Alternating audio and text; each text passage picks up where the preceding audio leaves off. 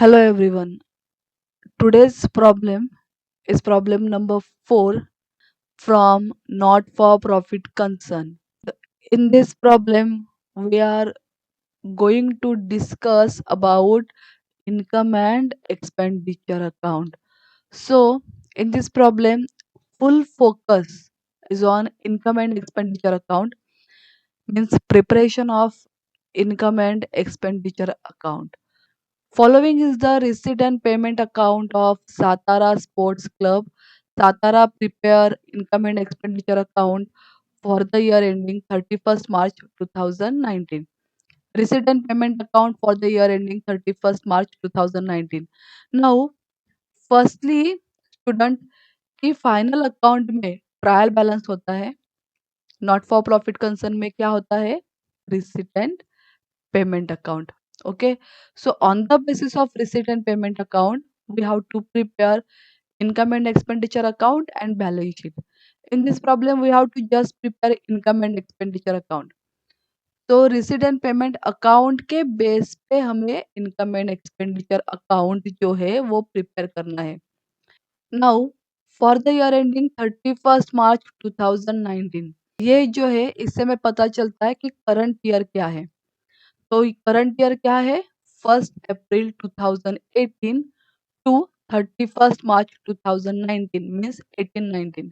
तो current year क्या है, 1819 करंट ईयर है. Now see the receipt side, to balance brought down cash in hand, cash at bank.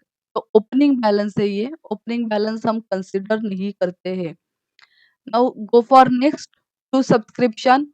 To subscription यहाँ पे 2017-18 का दिया है, 2018-19 का दिया है, 2019-20 का दिया है.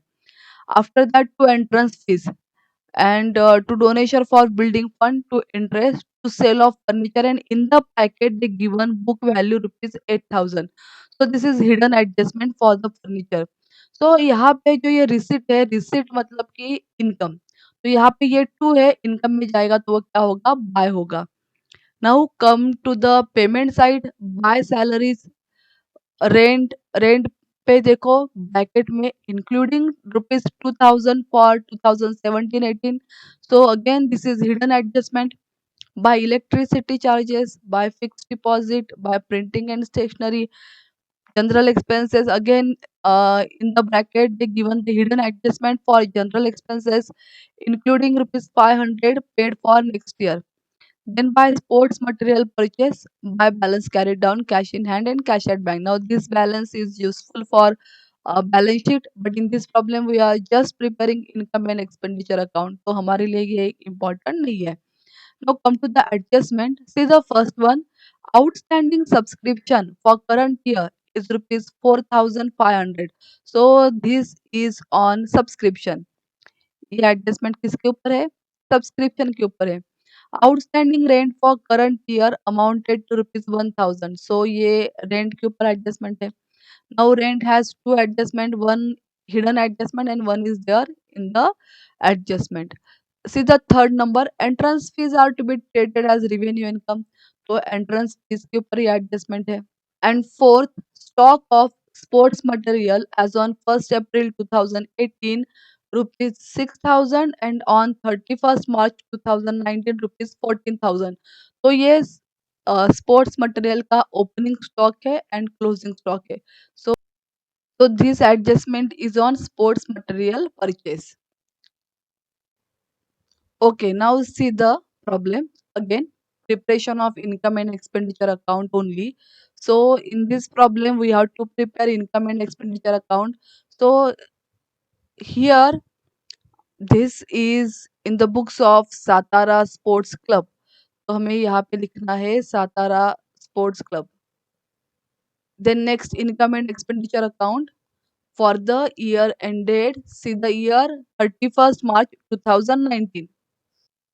Okay, in the books of Satara Sports Club, income and expenditure account for the year ended 31st March 2019.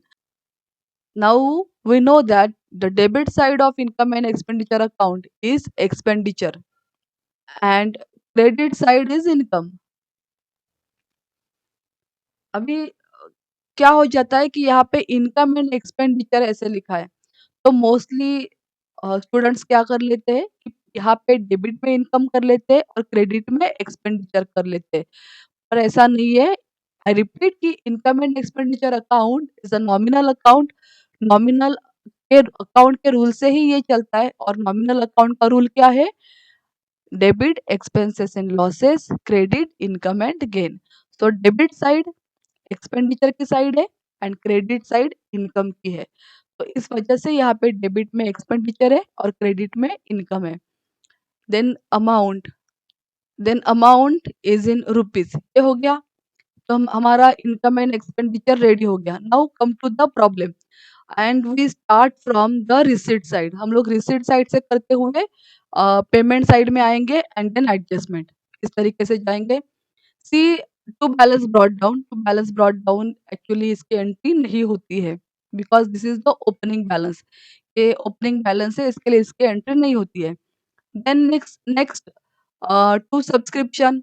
To subscription में देखो यहाँ पे 2017-18, 2018-19 एंड 2019-20 ऐसे 3 इयर्स दिए हुए हैं। तो हमें करना क्या है कि पहले करंट ईयर क्या है, करंट ईयर कौन सा है वो देखना है। तो करंट ईयर मैंने अभी बोला आपको 2018-19 जो है वो करंट ईयर है, मतलब 44,500 ये करंट ईयर का सब्सक्रिप्शन है। तो रिसीट साइड में ये 2 है, इनकम में जाएगा तो क्या हो जाएगा? बाय होगा। तो 44,500 is the amount. Inner column में क्यों लिख रहे हैं? बिकॉज सब्सक्रिप्शन के ऊपर क्या है? एडजस्टमेंट है।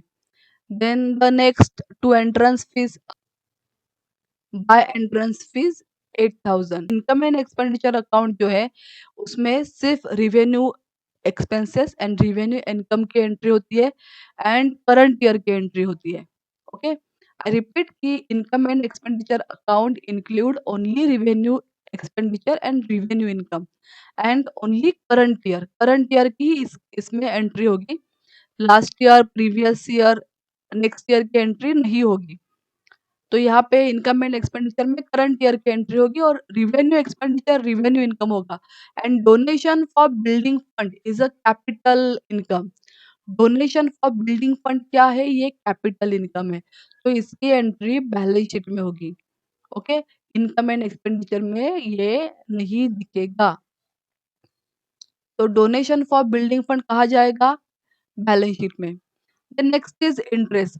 इंटरेस्ट रिवेन्यू इनकम है, तो इसकी एंट्री इनकम एंड एक्सपेंडिचर में होगी। यहाँ पे ये 2 है, जाते वक्त क्या हो जाएगा? बाय होगा। And there is no adjustment on interest, तो हमने अमाउंट कहाँ लिख दिया? आउटर कॉलम में लिख दिया। Then to sale of furniture 4,500, book value ₹8,000। Now यहाँ पे फर्नीचर अगेन कैपिटल इनकम है, फर्नीचर असेट है, फर्नीचर इज असेट। पर यहाँ पे क्या है? सेल ऑफ फर्नीचर, फर्नीचर बेचा है 4,500 में, जबकि बुक वैल्यू क्या थी फर्नीचर की? 8,000 और बेचा कितने में है? 4,500। तो यहाँ पे सीधा दिख रहा है कि ये लॉस है, जो सेलिंग हुआ है वो पूरा का पूरा लॉस में हुआ है। तो लॉस मतलब क्या? तो हमें ये लॉस दिखाना पड़ेगा। लॉस कहाँ दिखेगा? नेचुरली एक्सपेंडिचर साइड में, बिकॉज इनकम एंड एक्सपेंडिचर का जो डेबिट साइड है वो ही एक्सपेंडिचर का लॉस का साइड है। तो इसकी एंट्री कहाँ पे होगी? Expenditure debit side to loss due to sale of furniture 3,500। ये अमाउंट कैसे आ रहा है? 8,000 माइनस 4,500, आउटर कॉलम में क्या दिख रहा है? 3,500। तो receipt side is over. Now see the payment side. By salaries, by salaries ये बाय है, यहाँ पे जाके क्या हो जाएगा? 2 होगा। पेमेंट साइड की एंट्री कहाँ पे होगी? एक्सपेंडिचर में होगी। यहाँ से बाय है, यहाँ पे ये बाय है, एक्सपेंडिचर में जाएगा 2 होगा। 2 सैलरीज 5,000, ये एंट्री कर ली हमने। Then next by rent, rent के ऊपर एडजस्टमेंट है, तो रेंट हम कहाँ लिखेंगे? इनर कॉलम में। ये बाय है, एक्सपेंडिचर में जाएगा, क्या लिखेंगे? To rent. Amount inner column में आएगा 5,000। Then next by electricity charges 1,450, ये भी एक्सपेंडिचर है। टू इलेक्ट्रिसिटी चार्जेस 1450, कोई एडजस्टमेंट नहीं था, तो आउटर कॉलम में लिख दिया हमने amount. Bye fix deposit, now ये क्या है, फिक्स डिपॉजिट मीन्स ये असेट है, तो इसकी एंट्री हमें इनकम एंड एक्सपेंडिचर में नहीं करनी है। ओके, सो ये जो है ये असेट है। Then next, by printing and stationery 750, तो printing and stationery revenue expenditure है, इसके एंट्री हम यहाँ पे करेंगे। To printing and stationery 750। By general expenses again revenue expenditure है 5500, तो इसकी भी एंट्री हमें करनी है। And to general expenses 5500, and इसके ऊपर क्या है, एडजस्टमेंट है, तो इनर कॉलम में हमने अमाउंट लिखा। Then by sports material purchase, इसके ऊपर भी एडजस्टमेंट है, तो ये भी हमें करना है, तो इसकी एंट्री कहाँ पे होगी, again expenditure debit side. Okay, to sports material consume करके मैं हेडिंग दे देती हूँ, एंड फिर इसको सॉल्व करेंगे। Then by balance carried down, cash in hand, cash at bank, ये बैलेंस शीट में जाएगा। नाउ सीधा adjustment first, outstanding subscription for current year is rupees 4500, तो हम लोग क्या कर रहे हैं, सब्सक्रिप्शन की एडजस्टमेंट कर रहे हैं। Outstanding subscription for current year is rupees 4500, तो ये आउटस्टैंडिंग है किसका, करंट ईयर का है, करंट ईयर का जो है वो ऐड होगा। And last year previous year का अगर होता तो वो क्या होता, लेस होता। Why, because income and expenditure में last year and previous year की एंट्री नहीं होती है, हमें किसकी एंट्री करनी है, ओनली करंट ईयर। तो लास्ट ईयर से रिलेटेड एंड नेक्स्ट ईयर से रिलेटेड जो भी कुछ है वो हमें लेस करना है, और करंट ईयर का अगर है तो वो ऐड करना है। ये याद रखना है हमें income and expenditure account prepare करते वक्त, कि करंट ईयर का जो है वो ऐड करना है, लास्ट ईयर, प्रीवियस ईयर का एंड नेक्स्ट ईयर का जो है वो क्या होना है, लेस करना है।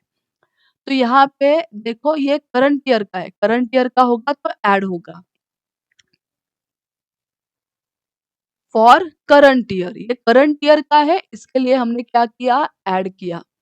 एंड अमाउंट क्या है इसका, 4500। ओके, तो क्या अमाउंट आ रहा है, 4500 आ रहा है। आउटर कॉलम में क्या आएगा, 49,000। नाउ ये जो सब्सक्रिप्शन दिख रहा है 2017-18 एंड 2019-20, इसकी जो एंट्री है 2019-20, this is the subscription received in advance, हमें ये अगले साल के लिए सब्सक्रिप्शन मिला है इस साल ही, तो ये बैलेंस शीट में दिखेगा, बैलेंस शीट लायबिलिटी साइड में दिखेगा। ओके, एंड ये लास्ट ईयर का सब्सक्रिप्शन है, अगर आप टोटल लिखते 52,000 आउटर में लिखते तो ये दोनों हम लेस करते, पर हमने क्या किया, डायरेक्टली करंट ईयर का जो सब्सक्रिप्शन है वो लिखा, मतलब कि हमें ये लेस करने की जरूरत नहीं है, लास्ट ईयर और नेक्स्ट ईयर लेस करने की जरूरत नहीं है, तो हमने क्या किया है, करंट ईयर का सब्सक्रिप्शन लिखा है इसके लिए। अगर बैलेंस शीट प्रिपेयर होता है तो बैलेंस शीट में ये एंट्री हो जाती 2019-20 की। Then next, outstanding rent for current year amounted to rupees 1000, again current year का आउटस्टैंडिंग है तो क्या होगा, ऐड होगा, तो ये 1000 डेफिनेटली रेंट में क्या होने हैं, ऐड होने हैं।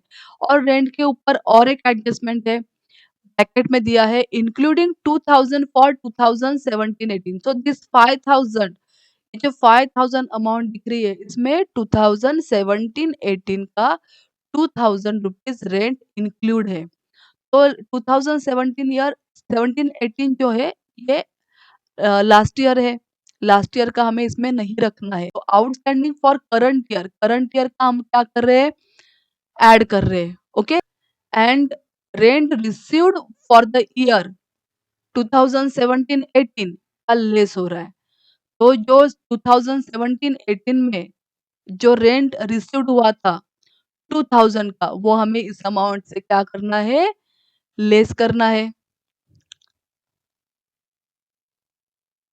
तो क्या किया, 5000 आपका रेंट है, उसमें करंट ईयर का आउटस्टैंडिंग ऐड किया, एंड जो लास्ट ईयर का रेंट है वो लेस किया, सो आउटर में फिगर आ रही है 4000।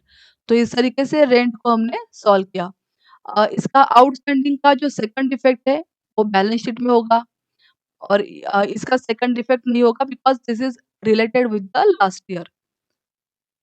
Then see the third adjustment, entrance fees are to be treated as revenue income.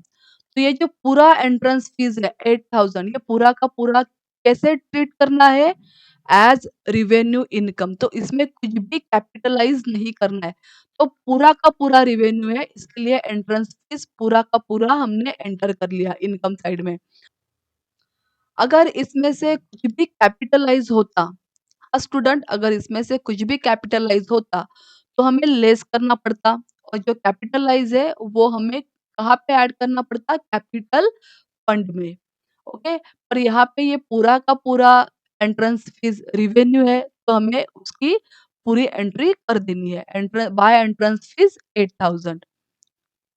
Then the fourth, stock of sports material as on 1st April 2018 6000 and on 31st March 2019 rupees 40,000। तो जब हमें इस तरीके से information दी जाती है adjustment में, तो ये जो है 1 अप्रैल का ये ओपनिंग स्टॉक है एंड 31 मार्च मतलब क्लोजिंग स्टॉक। तो हमें सॉल्व कैसे करना है? हमें करना है opening stock add purchase, payment में दिया है स्पोर्ट्स मटेरियल परचेस, तो हमें क्या करना है? Opening stock add purchase less closing stock, ऐसे करके हमें टोटल स्पोर्ट्स मटेरियल जो कंज्यूम हुआ है इन द ईयर 2018-19 वो हमें यहाँ पे मिलेगा। तो पूरे साल में स्पोर्ट्स मटेरियल कितना कंज्यूम हुआ, स्पोर्ट्स मटेरियल का कितना एक्सपेंडिचर हुआ, ये हमें यहाँ पे फाइंड आउट करना है। एंड कैसे फाइंड आउट करना है? Because they given us opening stock, closing stock and purchase. तो हमें ओपनिंग स्टॉक में परचेस ऐड करना है, लेस क्लोजिंग स्टॉक करके हमें स्पोर्ट्स मटेरियल कंज्यूम मिल जाएगा। तो सबसे पहले ओपनिंग स्टॉक की एंट्री कर देनी है 6000, इसमें ऐड होंगे परचेसेस। सो परचेसेस हमें कहाँ से मिल रहे हैं? पेमेंट से। By by sports material purchase 40,000, तो ये हमें इसमें ऐड करना है। Add purchase in current year, opening stock में हमें करंट ईयर का परचेस ऐड करना है। Then we get the amount 46,000, इसमें से हमें लेस करना है क्लोजिंग स्टॉक जो कि कितना है? 14,000। कैसे पता चल रहा है ये क्लोजिंग स्टॉक है? डेट दी है देखो 31 मार्च 2019, तो ये क्लोजिंग की डेट है, तो ये क्या हो गया? 14,000 is the closing stock, less closing stock 14,000। तो 6,000 opening stock add purchase 40,000, amount आ रही है 46,000 लेस क्लोजिंग स्टॉक 14,000 करके आउटर कॉलम में अमाउंट आ रही है 32,000। ओके, तो ये स्पोर्ट्स मटेरियल कंज्यूम के इस तरीके से हमें इफेक्ट करने हैं। तो क्या पता चल रहा है कि 32,000 स्पोर्ट्स मटेरियल के ऊपर टोटल खर्चा हुआ है। 32,000 का स्पोर्ट्स मटेरियल कंज्यूम हुआ है in the year 2018-19। Then one more adjustment is there, general expenses including rupees 500 paid for next year. तो जनरल एक्सपेंसेस के ऊपर भी क्या है? हिडन एडजस्टमेंट है कि 5,500 जनरल एक्सपेंसेस है, पर जो 500 है वो क्या है? Paid for next year. तो ये 500 जो है वो नेक्स्ट ईयर के है पर इसमें इंक्लूडेड है। एंड वी नो कि इनकम एंड एक्सपेंडिचर में सिर्फ करंट ईयर का ही इंक्लूड होता है, नेक्स्ट ईयर प्रीवियस ईयर का नहीं होता है। तो ये जो 500 है ये नेक्स्ट ईयर के है, वो लेस हो जाएंगे। सो general expenses 5,500 less amount paid for next year 500, outer column में अमाउंट क्या आ रहा है? 5,000। तो ये भी नेक्स्ट ईयर का है तो वो लेस कर दिया। Now we have to close this. So यहाँ पे ऐसे दिख रहा है कि क्रेडिट साइड जो है वो बड़ी है एंड डेबिट साइड जो है वो छोटी है। तो यहाँ पे कैसे है कि अगर डेबिट में डिफरेंस आ रहा है then we call it surplus, और अगर डिफरेंस क्रेडिट में आ रहा है तो उसे कहेंगे डेफिसिट। तो यहाँ पे credit side is bigger than the debit side. So the total of credit side 49,000 plus 8,000 plus 600, 57,600, यही अमाउंट हमें यहाँ पे लानी है। तो 57,600 माइनस ये सारा फिगर करेंगे 5,000, 4,000, 1,450, 750, 5,000, 32,000 एंड 3,500। तो जो डिफरेंस आएगा उसे क्या कहेंगे? सरप्लस। जो डिफरेंस आ रहा है वो कितना आ रहा है? 5,900। So this is surplus. Surplus means excess of income over expenditure. और अगर डेफिसिट आता, अगर क्रेडिट में आता तो वो डेफिसिट होता, तो उसे क्या कहते हैं? Excess of expenditure over income. पर ये सरप्लस है तो क्या कहेंगे? Excess of income over expenditure. तो इस तरीके से इनकम एंड एक्सपेंडिचर हमें प्रिपेयर करना है। तो 2-3 चीजें याद रखनी है while preparing income and expenditure account. पहले कि इसमें revenue expenditure and revenue income enter होता है, एंड दूसरी कि इसमें करंट ईयर की एंट्री होती है। Past year, sorry, previous year and next year इसमें लेस होता है। ओके, इसमें सिर्फ करंट ईयर ही ऐड होता है, करंट ईयर की ही एंट्री होती है। सो करंट ईयर को ही ऐड करेंगे, and last year and next year का जो भी है वो क्या होगा? लेस होगा। ओके, तो ये हो गया problem number 4। Okay, bye, thank you.